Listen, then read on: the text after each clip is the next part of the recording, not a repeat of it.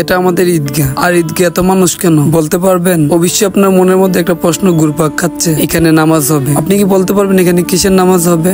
হ্যাঁ, অবশ্যই হয়তো আপনি বলতে পারবেন শেষ বিদায়। শেষ বিদায় কথাটা ছোট হলো, এই কথাটার ওজন অনেক বেশি। শেষ বিদায়, যার পরিবারের মানুষ হারিয়ে যায় সে বুঝে শেষ বিদায়টা আসলে কতটা কষ্টকর হইতে পারে। এখানে যে মানুষগুলো দেখছেন না, এই মানুষগুলো আমাদের খুবই পরিচিত, আমাদের এলাকা। আর এখানে নামাজ হচ্ছে আমাদের ঈদগাহ। যখনই আমাদের এলাকা থেকে কোনো মানুষ তাকে শেষ বিদায় দেওয়া হয়, তখন আমরা একত্রিতভাবে এইভাবেই তাকে শেষ বিদায় নামাজ পড়ে চিরতরে তাকে বিদায় দিয়ে দেই। আসার সিরিয়াল থাকলেও যাওয়ার কোনো সিরিয়াল হয় না। তারপরও আমরা মরার কথা একটিবারও ভাবি না। আমরা সমাজের অসহায় গরিব মানুষের উপর জুলুম অত্যাচার বিচার করে থাকি। আসলে যদি আমরা কখনো মরার কথা ভাবতাম, হয়তো সমাজের মধ্যে এরকম ব্যভিচার, জুলুম, জিনা, সুদ ঘুষে লিপ্ত থাকতে পারতাম না। এখন যে স্থানটি দেখতেছেন, এটি হচ্ছে আমাদের কবরস্থান। শেষ বিদায় নামাজ পড়ার পর এখানে তাদেরকে দাফন করা হয়। এটাই আমাদের আসল ঠিকানা, আর এইখানে আমাদেরকে আসতে হবে একদিন।